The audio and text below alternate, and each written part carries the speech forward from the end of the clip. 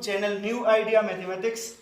तो जीमेन सीरीज के सिलसिले में जो प्रीवियस पेपर्स हम सॉल्व करते हैं, इससे पहले सीक्वेंस एंड सीरीज पर हम 10 क्वेश्चंस कर चुके थे पहली वीडियो में। उसी सिलसिले में ये दूसरी वीडियो है। क्वेश्चन नंबर 11 जो कि 2005 के टेस्ट में आया था। तो ये हमारे पास है क्या कि the sum of series 1 + 1 over 4.2 factorial plus 1 over 16.4 factorial plus 1 over 64.6 factorial plus up to so on is। तो इसमें हमारे पास चार ऑप्शंस दिए गए हैं। अब पहली बात ये कि सीरीज को देखने से पहले ऑप्शंस की तरफ अगर हम देखें तो इसमें e का यूज हुआ है, तो हम लोग ऐसा कर लेंगे कि e पावर x का फार्मूला यूज कर लेंगे जो कि इक्वल होता है 1 + x divide by 1 factorial plus x square divide by 2 factorial plus x cube by 3 factorial up to so on. इस तरह से एक सीरीज होता है ये। चलो हम 4 भी ले लेते ताकि और भी आपको क्लियर हो। तो e पावर x का हमने ये फार्मूला ले लिया, तो अगर अब हम e पावर -x का फार्मूला ले ले तो वो इक्वल होगा 1 - x divide by 1 factorial plus x square जो इवन पावर्स हो वो प्लस में आएंगे, जो ऑड पावर हो जाएंगे वो माइनस में आएंगे, और plus x power 4 divide by 4 factorial up to so on. तो इसको अगर हम ऐड करें, इन दोनों को अगर हम ऐड कर ले तो हमारे पास क्या आएगा एडिशन से e power x plus e power -x हो जाएगा ये। और राइट साइड पर क्या होगा 1 + 1 से 2, ये दोनों कैंसिल, यहां से आ जाएगा 2x square divide by 2 factorial. ठीक, नेक्स्ट स्टेप हमारे पास फिर ये दोनों भी कैंसिल हो जाएंगे, फिर 2x power 4 divide by 4 factorial plus up to so on. अब नेक्स्ट स्टेप हम करेंगे तो इसमें ये करेंगे कि इस e power x plus e power -x को सिंप्लीफाई कर लेंगे। तो इसको हम ऐसे लिख सकते हैं कि e power x plus 1 by e power x हो जाएगा, और यहां से हम ओवरऑल 2 कॉमन कर सकते हैं, तो रह जाएगा 1 + x square divide by 2 factorial plus x power 4 divide by 4 factorial plus up to so on. यहां से नेक्स्ट स्टेप क्या होगा, इनका एलसीएम e पावर x हो जाएगा, तो e power 2x plus 1 divide by e power x होगा, और ये 2 डिवीजन में भी आ जाएगा, मतलब इनका एलसीएम जो बनेगा वो e पावर x होगा। तो ऊपर ये e पावर x मल्टीप्लाई हो जाएंगे, e पावर 2x बन गया प्लस 1, और ये 2 भी नीचे आ जाएगा तो 2 e पावर x, और राइट साइड पर क्या रह जाएगा 1 + x square divide by 2 factorial plus x power 4 divide by 4 factorial plus up to so on.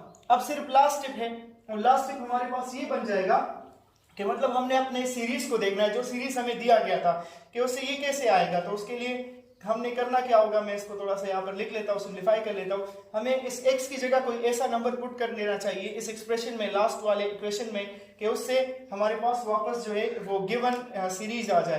तो अब इसमें हम क्या पुट करें कि गिवन सीरीज आ जाए। नीचे हमें 4 चाहिए, तो x स्क्वायर की जगह 1/4 चाहिए, तो इसका मतलब कि x की जगह हमें 1/2 पुट कर देना चाहिए। तो उससे होगा क्या 1/2 के पावर 4 से 16 भी आ जाएगा, और अप टू सो ऑन 1/2 के 6 पावर से वो फिर हमारे पास 64 भी आ जाएगा, मतलब सारी वैल्यूज उससे आती है। तो ऐसा कर लेते हैं कि हम पुट कर लेंगे x की जगह पर क्या 1/2, और हमारा प्रॉब्लम जो है वो सॉल्व हो जाएगा, हमें आंसर मिल जाएगा। तो राइट साइड से तो काम आसान है, उससे हमें मिल जाएगा 1 + 1 over 4.2 फैक्टोरियल, क्योंकि x स्क्वायर से 1/2 के स्क्वायर से 1/4 आ जाएगा। फिर नेक्स्ट मिल जाएगा 1 over 16.4 factorial plus up to so on. Right side तो हमारे पास आ चुका। अब हमें यहाँ पर x की जगह 1/2 पुट कर देना है, तो 1/2 पुट करते ही 2 खत्म हो जाएंगे, तो e रह जाएगा, तो e + 1 हो गया, और इस तरफ 2e पावर 1/2, तो e पावर 1/2 का क्या मतलब e स्क्वायर रूट। तो ये हमारा आंसर है, और ये कौन सा ऑप्शन है, आप ऑप्शन में देखें तो ये है ऑप्शन नंबर डी। तो ये हमारा करेक्ट ऑप्शन बना। नेक्स्ट क्वेश्चन नंबर 12 2005 के टेस्ट से ये भी है कि if x is equal to summation from 0 to infinity a power n, y is equal to summation from 0 to infinity b power n, and z is equal to summation from 0 to infinity c power n, where a b c are in arithmetic progression a mod less than 1, b mod less than 1 and c mod less than 1, then x y z are in what। तो हमें A B C के लिए बात की गई है कि वो अर्थमेटिक प्रोग्रेशन में है, ये एक्सप्रेशन दिए गए हैं, और पूछा जा रहा है कि एक्स वाई जेड कौन से प्रोग्रेशन में होंगे। ठीक है, तो इसके लिए सबसे पहला काम ये कर लेते हैं, हमें गिवन है कि एक्स जो है वो summation n is equal to 0 to infinity a power n के इक्वल है। तो इसका मतलब कि इसको हम ऐसे लिख सकते हैं कि 0 से स्टार्ट है a0 plus a1 plus a2 up to so on. इस तरह से हम इसको कर सकते हैं, लेकिन अब बात ये है कि इस तरह से करने के लिए हम वो इसका ये इनफाइनाइट सीरीज है, इस तरह से मान लें आप लोग। ठीक है, तो जब ये इनफाइनाइट सीरीज है तो इसका मतलब कि इसका समेशन का फार्मूला क्या होगा a1 divide by 1 minus r होगा ना, a1 divide by 1 minus r। तो ये सीरीज इस तरह है कि a0 तो a पावर 0 1 के बराबर हो जाएगा, इस सीरीज का पहला टर्म 1 होगा, फिर a square plus up to so on. तो इसको देखें इस सीरीज को, इसमें a1 1 है और r ज्योमेट्रिक प्रोग्रेशन है, ये r इसमें a है, तो फार्मूला यूज कर लेंगे a1 divide by 1 minus r, तो 1 डिवाइड बाई 1 माइनस a हो जाएगा। तो इसका मतलब कि हम इससे x की वैल्यू हमारे पास जो आई है वो 1 ओवर 1 माइनस a आ गई, तो हमें इससे a की वैल्यू मालूम करनी है। तो a की वैल्यू कैसे मालूम कर लेंगे, 1 माइनस a इक्वल हो जाएगा 1 बाई एक्स के, ठीक है, और फिर a को उस तरफ ले जाए, x को इस तरफ ले आए, तो a की जो वैल्यू आएगी हमारे पास वो होगी 1 माइनस 1 ओवर एक्स। ये पहली बात बनी, a की ये वैल्यू आ गई। अब इसी तरह जिस तरह हमारे पास एक summation n is equal to 0 to infinity an था, तो उससे हमने a की वैल्यू 1 माइनस 1 ओवर एक्स मालूम की। तो सेम इसी तरह ये एक्सप्रेशन है y, तो y के लिए फिर y से फिर b की वैल्यू हमें मालूम हो जाएगी, एग्जैक्टली इसी तरीके से वो 1 ओवर 1 माइनस y होगा, दोबारा से करने की जरूरत नहीं है। और z की जो वैल्यू आएगी वो c पावर n से आ जाएगी, मतलब c की जो वैल्यू आएगी वो 1 माइनस 1 ओवर z के इक्वल हो जाएगी। तो ये तीनों वैल्यूज हमारे पास आ गई। अब यहां से हमने मजीद क्या करना है, मैं आपको बताता हूं, हमें इस चीज से हेल्प लेनी होगी। अब इस रिलेशन से हमें कहा गया था कि ABC अरिथमेटिक प्रोग्रेशन बनाते हैं, तो इससे हेल्प लेंगे और चेक कर लेंगे कि XYZ किस प्रोग्रेशन में होंगे। अब हमें नेक्स्ट चीज ये दी गई थी कि ABC जो है वो RNAP अरिथमेटिक प्रोग्रेशन में है, तो इसका मतलब कि B माइनस A जो होगा वो C माइनस B के बराबर होगा, और इससे B को इस तरफ ले आए तो 2B इक्वल हो जाएगा A प्लस C के। ये हमने अरिथमेटिक वाली रिलेशन को यूज कर लिया। अब इसमें वैल्यूज को पुट करें आप, B की वैल्यू थी 1 माइनस 1 ओवर y, ठीक है, A की वैल्यू क्या थी 1 माइनस 1 ओवर x, और C की वैल्यू जो थी वो थी 1 माइनस 1 ओवर z। तो अब यहाँ पर मजीद क्या होगा, नेक्स्ट स्टेप करते हैं और देखते हैं कि इससे हमारे पास क्या आता है। इसको अगर हम सिंप्लीफाई करें तो आप लोग देख सकते हो कि ABC तो एलिमिनेट हो गए ऑलरेडी, तो इसका मतलब कि हमारे पास y, x और z में एक रिलेशन आ जाएगी। पहली बात 2 माइनस 2 बाई वाई, इसको लिख सकते हैं हम, राइट साइड पर 1 प्लस 1 से 2 आ जाएगा, और minus 1 over x minus 1 over z अपनी जगह पर, ये 2 और 2 कैंसिल, माइनस को मल्टीप्लाई करें थ्रू आउट तो 2 ओवर y बराबर आ जाएगा 1 over x plus 1 over z के। अब नेक्स्ट स्टेप में इनका एलसीएम ले लो, तो 2 बाई वाई इक्वल आ जाएगा x plus z divide by x Z के, इनका एलसीएम xz बनेगा। तो अब क्रॉस मल्टीप्लिकेशन करें तो 2xz is equal to y into x plus z के बराबर आ जाएगा। सिंपल y की वैल्यू हमारे पास आएगी 2xz divide by x plus Z. और ये क्या चीज है, ये किस चीज का फार्मूला है, ये हार्मोनिक मीन का फार्मूला है। इसका मतलब कि y जो है वो x और z के दरमियान हार्मोनिक मीन है। तो इसका क्या मतलब बना कि x y z जो होते हैं वो फिर कौन सा सीक्वेंस बनाएंगे, वो होंगे हार्मोनिक प्रोग्रेशन में, यानी कि HP में। नेक्स्ट क्वेश्चन, क्वेश्चन नंबर 13 है, late a1 a2 up to an be the terms of an arithmetic progression if a1 plus a2 plus up to ab or divide by a1 plus a2 plus up to aq is equal to p square by q square के बराबर हो, और साथ में ये condition भी कि p is not equal to q, then a6 divide by a12 equals to what। तो हमें a6 by a12 की फिर वैल्यू मालूम करनी है। ये वैल्यूज हमें दी गई हैं ऑप्शंस में। सबसे पहला काम ये कर लेते हैं कि हम इसको डायरेक्ट इसका सोल्यूशन स्टार्ट कर लेते हैं। अब ये हमारे पास अरिथमेटिक प्रोग्रेशन है, ये a1 से लेकर an तक, तो उसमें a1 से लेकर ap तक का हमने सम मालूम करना है, मतलब ये sp हो गया ना, ये सम sp हो गया। तो sn का फार्मूला क्या होता है, n divide by 2 into 2a1 plus n minus 1 into d होता है। तो यहाँ पर p है, तो ये हो जाएगा p डिवाइड बाई 2 और 2a1 plus p minus 1 into d हो जाएगा, ठीक है। इसी तरह नीचे जो हमारे पास है ये a1 से लेकर aq तक का समय sq है, मतलब तो sq का फार्मूला q डिवाइड बाई 2 हो जाएगा और 2a1 plus q minus 1 into d, ये हो गया, और राइट साइड पर p square divide by q square, ठीक है। अब जब हमारे पास ये आ गया तो इसको अब हम सिंप्लीफाई करेंगे और इससे फिर a6 डिवाइड बाई 12 की तरफ जाने की कोशिश करेंगे। तो यहाँ पर p और p जो हो जाएंगे वो एक p इसके साथ खत्म हो जाएगा, q भी एक इसके साथ खत्म हो जाएगा, और 1/2 एक दूसरे के साथ कैंसिल हो जाएंगे। तो हमारे पास बाकी क्या रहा, ये 1/2 भी एक दूसरे के साथ खत्म हो जाएंगे।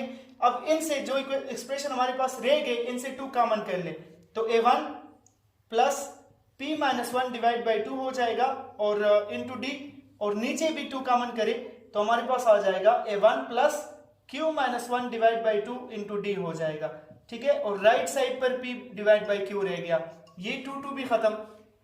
अब आप इस एक्सप्रेशन को देखें, इस एक्सप्रेशन में हमारे पास क्या होगा, अगर आपको याद हो तो अरिथमेटिक में an का फार्मूला होता है a1 plus n minus 1 into d। मतलब हमारे पास कोई टर्म हमें चाहिए हो तो उसमें n की जो वैल्यू होगी तो d के साथ उससे एक कम वैल्यू आएगी। तो आपको यहाँ पर a6 चाहिए और a12 चाहिए। तो a6 कैसे आएगा, जब यहाँ पर हमारे पास 5 होना चाहिए, d के साथ क्या होना चाहिए 5, तो p-1 डिवाइड बाई 2 को हम 5 पुट कर लेते तो p-1 10 के बराबर हो जाएगा और p बराबर हो जाएगा 11 के, इससे p 11 आया। इसी तरह नीचे हमें क्या चाहिए, नीचे a12 चाहिए, तो मतलब d के साथ 11 होना चाहिए तो तब ये a12 होगा। तो d के साथ 11 होना चाहिए का मतलब कि q-1 बाई 2 को हम 11 मान ले, तो q-1 22 के बराबर, और उसको हम उस तरफ शिफ्ट कर ले तो 22 के बराबर भी नहीं, सॉरी यहाँ पर एक बात फिर से देखें, हमें a12 नहीं, इसमें क्वेश्चन में थोड़ी सी मिस्टेक हुई है, a21 चाहिए। ठीक, मैं इसको करेक्ट कर लेता हूं। तो a21 हमें चाहिए, तो a21 तब आएगा जब यहाँ पर d के साथ हमारे पास 20 हो।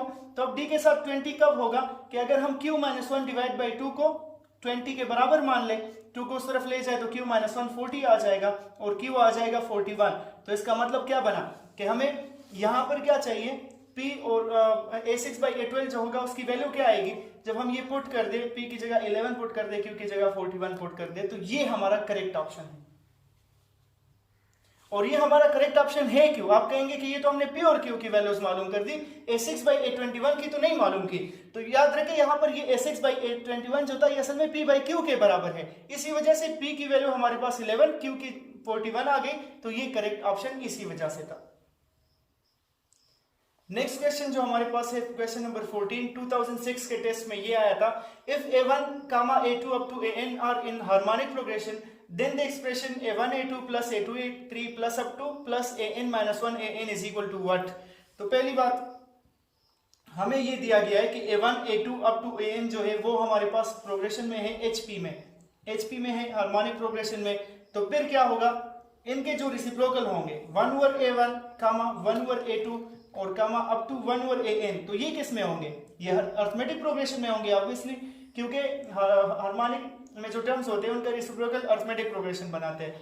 तो अब जब ये अर्थमेटिक प्रोग्रेशन में होंगे तो इसमें से जरूर कॉमन डिफरेंस होगा, उस कॉमन डिफरेंस को हम d मान लेते हैं। हम ये कर लेते हैं कि 1 ओवर मतलब सेकंड से हम फर्स्ट माइनस करें या थर्ड से सेकंड माइनस करें या up to so on fourth से थर्ड माइनस करें, ये सिलसिला चलता जाएगा। तो ये सारे हमारे पास इक्वल होंगे किसके, मतलब लास्ट से हम अगर उससे एक पहला टर्म माइनस करें an-1 माइनस करें तो इन सब में कॉमन डिफरेंस होगा, उसको हम d मान लेते हैं। ठीक है, उस कॉमन डिफरेंस को मैंने d कह दिया। तो अब यहाँ पर देखें, इसको अगर मजीद सिंप्लीफाई किया जाए तो ये इक्वल हो जाएगा a1 minus a2 divide by a1 a2 के, और इस तरह ये सारी चीजें हो जाएगी ना। मैं सिंप्लीफाई करता हूँ इसको, आप लोग इसको देखते जाए। हमें कौन सा एक्सप्रेशन चाहिए, हमें चाहिए a1 a2 plus a2 a3 और ये सारी, अगर इनका एलसीएम लिया जाए तो a1 minus a2 divide by a1 a2 आएगा। इस तरह से हो जाएगा कि a1 minus a2 divide by a1 a2, इसी तरह ये हो जाएगा a2 minus a3 divide by a2 a3, और up to so on last one होगा an माइनस 1 माइनस an, और नीचे क्या होगा an माइनस 1 an हो जाएगा इनका एलसीएम, और ये d के बराबर हो गया। अब नेक्स्ट स्टेप क्या होगा, अगर मैं a1 minus a2 divide by a1 a2 को अलग से d के बराबर ले लूं, इनमें से हर एक d के इक्वल है, तो a1 a2 बराबर हो जाएगा a1 minus a2 divide by d के। ठीक है, तो इस तरह से कर लेते हैं। चलो ये वैल्यूज मालूम कर लेते हैं। a1 a2 इक्वल हो जाएगा यहाँ पर a1 minus a2 divide by d के। इसी तरह a2 a3 जो होगा ये किसके इक्वल होगा, ये इक्वल होगा a2 minus a3 divide by d के। कैसे, क्योंकि इसको अलग अगर d के बराबर लिया जाए तो a2 a3 उस तरफ चला जाएगा और d नीचे आ जाएगा, तो ये इसके बराबर हो गया। अब ये सिलसिला चलता जाएगा और लास्ट में ये कहां तक जाना है, लास्ट में जब आपके पास an माइनस 1 an आ जाए तो ये भी इक्वल होगा हमारे पास किसके, an minus 1 minus an divide by d के। अब हमें क्वेश्चन में इन एक्सप्रेशन का सम चाहिए था कि a1 a2 plus a2 a3 और plus up to so on an minus 1 an, इनका सम हमें चाहिए था, ये हमारा नीड है। तो इनको अगर हम ऐड करें ना तो आप देखें d तो सबके नीचे है, तो d ओवरऑल एलसीएम हो जाएगा। तो इसका पहले का जो सेकंड है वो दूसरे के फर्स्ट के साथ कैंसिल हो जाएगा, ये a2 कैंसिल, दूसरे का सेकंड उसके नेक्स्ट फर्स्ट के साथ कैंसिल हो जाएगा, और ये सिलसिला चलता जाएगा। जो इससे पहले टर्म होगा उसका सेकंड इसके फर्स्ट के साथ कैंसिल हो जाएगा, तो इसमें सिर्फ और सिर्फ हमारे पास दो टर्म बाकी रहेंगे। एक ये किसी के साथ कैंसिल नहीं हुआ a1, और दूसरा ये लास्ट में an किसी के साथ कैंसिल नहीं होगा, क्योंकि इसके मतलब इससे पहले कोई टर्म नहीं है, उसके बाद में कोई टर्म नहीं है, तो इसी वजह से इसका पहला और उसका लास्ट बच गया। तो मतलब इससे हमारे पास जो टोटल एक्सप्रेशन आया वो इसके बराबर आया, लेकिन ये हमारा आंसर नहीं है क्योंकि ऑप्शन में ये मौजूद नहीं है। अब जब ये ऑप्शन में मौजूद नहीं है तो हम करेंगे क्या, तो हम एक बार फिर ऐसा कर लेते कि अर्थमेटिक की प्रॉपर्टी यूज कर लेते हैं। अर्थमेटिक में ये हमने कह दिया था ना कि 1 ओवर a1 1 ओवर a2 ये सारे अर्थमेटिक प्रोग्रेशन बना रहे थे, तो उसमें लास्ट टर्म 1 ओवर an था, तो वो इक्वल होगा a1 plus n minus 1 into D. तो a1 इसमें 1 ओवर a1 है और n माइनस 1 इंटू डी अपनी जगह पर, तो इसको सिंप्लीफाई करें 1 ओवर a1 को इस तरफ ले आए तो ये बनेगा 1 over an minus 1 over a1 और n माइनस 1 इंटू डी अपनी जगह पर। और मजीद इसको अगर सिंप्लीफाई किया जाए तो a1 minus an divide by a1 an जो हो जाएगा हमारे पास, और राइट साइड पर n माइनस 1 इंटू डी। तो अगर d को हम इस तरफ ले आए, इस तरफ दूसरी तरफ शिफ्ट कर ले और a1 बाई an को दूसरी तरफ दोनों की जगह चेंज करें तो हमारे पास रिजल्ट आ जाएगा। a1 माइनस an को रहने देते हैं यहां से, ठीक है, और d डिवीजन में आ जाएगा तो an 1 divide by minus an divide by d equal हो जाएगा n माइनस 1 इंटू ये दोनों उस तरफ राइट साइड पर चले गए a1 an। तो ये एक्सप्रेशन हमें इसका रिजल्ट चाहिए था, ये बराबर आया इसके, और इस रिजल्ट से हमने ये मालूम कर लिया कि a1 minus an divide by d इसके बराबर हो गया। तो इसका मतलब कि इसका आंसर यही है n minus 1 into a1 an, और ये कौन सा है, n minus 1 into a1 an, option number D है। नेक्स्ट क्वेश्चन 2007 में आया था, 15 नंबर क्वेश्चन हो गया हमारा। In a geometric progression consisting of positive terms each term equals the sum of the next two terms, then the common ratio of this progressions is what।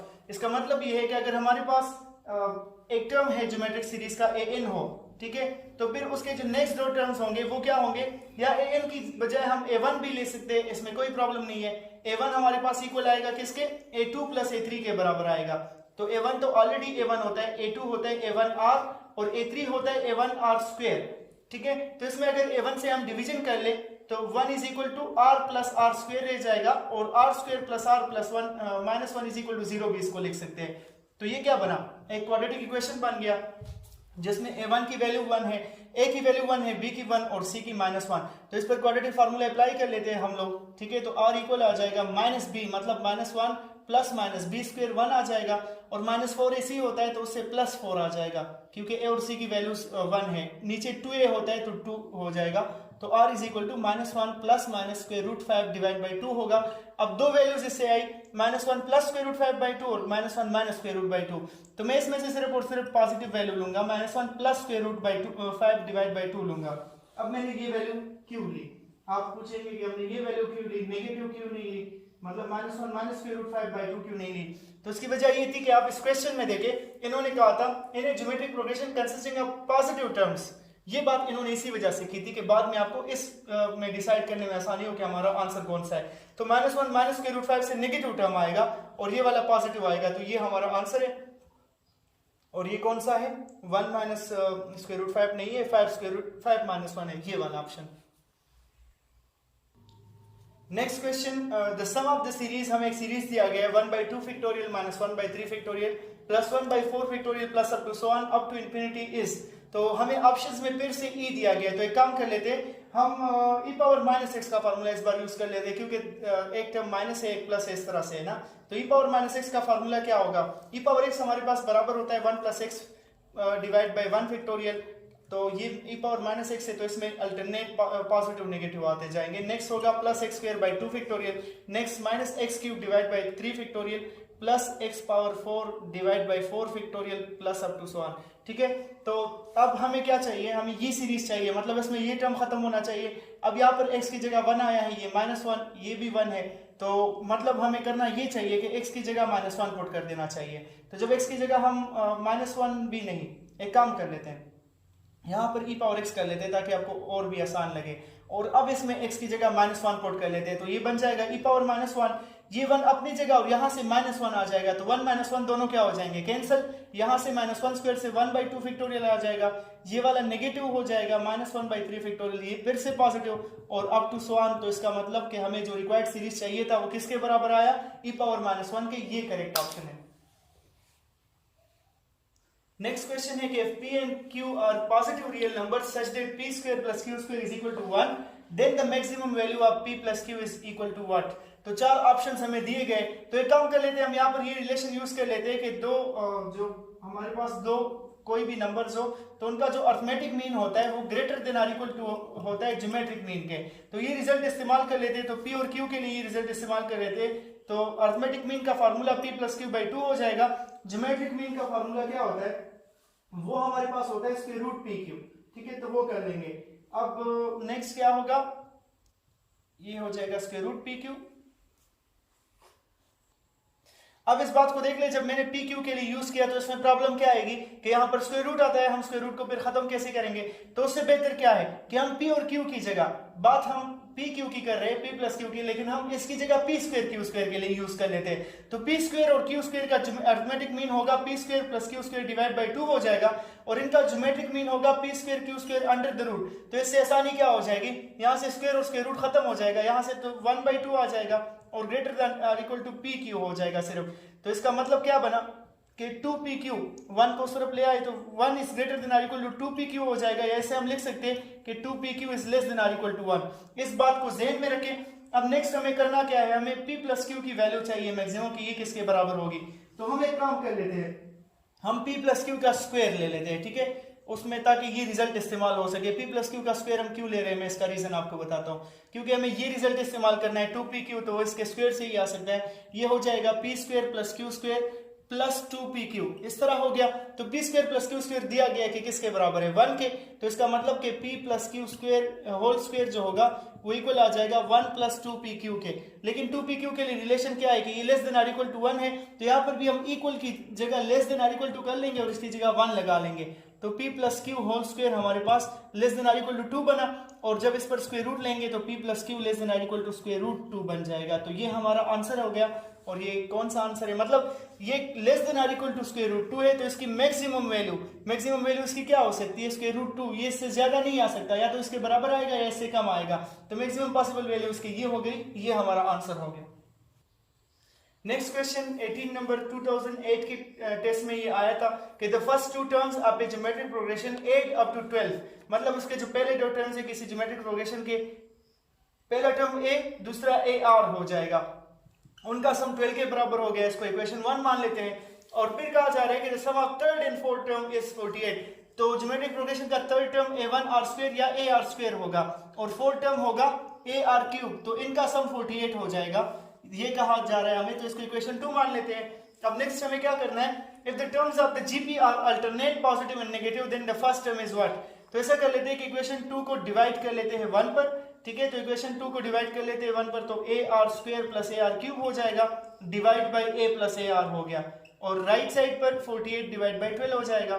तो यहां से अगर हम a r स्क्वायर को common कर ले, ठीक है, तो हमारे पास रह क्या आ जाएगा 1 plus R, a r square को कॉमन कर लो तो 1 प्लस आर, और नीचे से हम अगर या बल्कि r स्क्वायर को कॉमन कर लो ना, तो नीचे वाले के साथ वो डायरेक्ट कैंसिल हो जाएगा। यहां से रह जाएगा a प्लस a r, और नीचे भी a प्लस a r है, तो ये दोनों कैंसिल आउट हो जाएंगे, और राइट साइड से 4 आया, तो a plus a r cancel out. r की वैल्यू हम +2 लेंगे या -2 लेंगे, ये एक बात है। r स्क्वायर 4 है ना, तो प्लस -2 आएगा, लेकिन इसमें हम +2 नहीं -2 लेंगे। क्यों? क्योंकि इन्होंने कहा है कि the terms of the GP are alternate positive and negative, मतलब एक टर्म पॉजिटिव तो दूसरा नेगेटिव। तो ऐसा कब हो सकता है, उसमें फिर कॉमन रेशियो माइनस आएगा, पॉजिटिव आने का कोई चांस नहीं है। तो इसीलिए हम r इज इक्वल टू +2 नहीं लेंगे बल्कि -2 लेंगे। अब हमने r मालूम कर लिया, लेकिन हमें क्या मालूम करना है, a1 मालूम करना है। तो इस इक्वेशन में r की वैल्यू पुट कर लेते हैं। तो a प्लस या a को कॉमन कर ले, 1 प्लस r रह जाएगा, तो 1 प्लस -2 हो जाएगा, और राइट साइड पर 12, तो यहाँ से -1 आ जाएगा, -1 को मल्टीप्लाई करें तो a आ गया -12, और ये ऑप्शन में मौजूद है, -12 option number B. Question number 19 है कि the sum to infinity of the series 1 + 2/3 + 6/3 square + 10/3 cube + 14/3 power 4 is.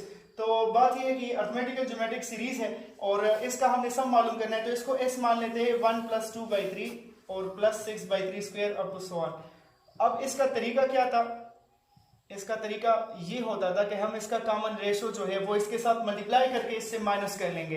तो इसमें कॉमन रेशो फिर 1/3 आता है, तो इसका मतलब क्या, मैंने यहाँ पर 1/3 मल्टीप्लाई करना है s के साथ, तो 1/3 s क्या होगा, यहाँ से 1/3 आ जाएगा, इससे आ जाएगा 2/3 स्क्वायर इससे आ जाएगा 6/3 क्यूब और नेक्स्ट वन से आ जाएगा 10 डिवाइड बाई 3/4 और plus up to so on. तो इसको सब्ट्रैक्ट करें एक दूसरे से, तो s माइनस 1/3 से क्या आ जाएगा 3s माइनस s। तो देखिए इस तरह से हो जाएगा ना कि s माइनस, या s को अगर कॉमन कर ले तो s को कॉमन करते ही 1 माइनस 1/3 आ जाएगा, तो 3 माइनस 1 2/3। तो इससे इस साइड से 2/3s आ जाएगा। मैं डायरेक्ट लिख लेता हूँ 2/3s आ गया यहाँ से। 1 अपनी जगह, इन सबको भी माइनस कर लेते हैं, तो इससे आएगा क्या 1 प्लस 2/3 से 1/3 माइनस कर ले तो इससे 1/3, 6/3 स्क्वायर से 2/3 स्क्वायर तो इससे 4/3 स्क्वायर, फिर नेक्स्ट 4/3 क्यूब और फिर 4/3/4 और plus up to so on. अब इसको हमने सिंप्लीफाई करना है, देखते हैं कि इससे हमारे पास रिजल्ट क्या आता है। अब नेक्स्ट स्टेप को देखें आप लोग। नेक्स्ट स्टेप में हमारे पास ये हो जाएगा कि ये जो 1 प्लस 1/3 है इनको तो ऐड कर लेंगे, 2/3s 1 प्लस 1/3 से हमारे पास आ जाएगा 3 प्लस 1 4/3, तो इससे आ गया 4/3 प्लस 4/3 स्क्वायर प्लस 4/3 क्यूब और plus up to so on. तो इनमें से 4 को कॉमन कर लेंगे।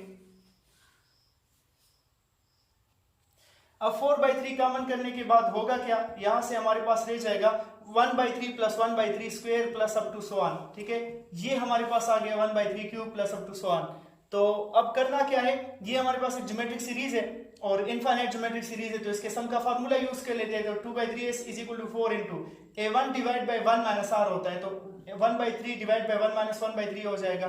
नेक्स्ट स्टेप, ये 2/3s अपनी जगह पर और राइट साइड पर 4 1/3 और नीचे से आ जाएगा 2/3, तो 3 3 खत्म और ये 2 2 4 हो जाएगा, 2 2 भी खत्म हो जाएंगे। तो लास्ट में अगर आप सिंप्लीफाई करें ना तो 2/3s हमारे पास इक्वल आ जाएगा 2 के, 2 2 कैंसिल, 3 को उस तरफ शिफ्ट करें तो s की वैल्यू 3 आ जाएगी। और ये कौन सा ऑप्शन है, option number B. Next question number 20 है, जो कि 2010 के टेस्ट में आया था। इसमें है कि a person is to count 4500 currency notes, let an denote the number of notes he counts in the nth minute if a1 is equal to a2 is equal to up to a10 is equal to 150। मतलब इन सब की values जो है वो 150 है और a10 से onward फिर a10 a11 ये सारे अरिथमेटिक प्रोग्रेशन बनाते हैं with common difference -2। Then the time taken by him to count all the notes is. तो पहला काम क्या कर लेते हैं, a10 तक हर एक की वैल्यू 150 थी, तो मतलब नोट्स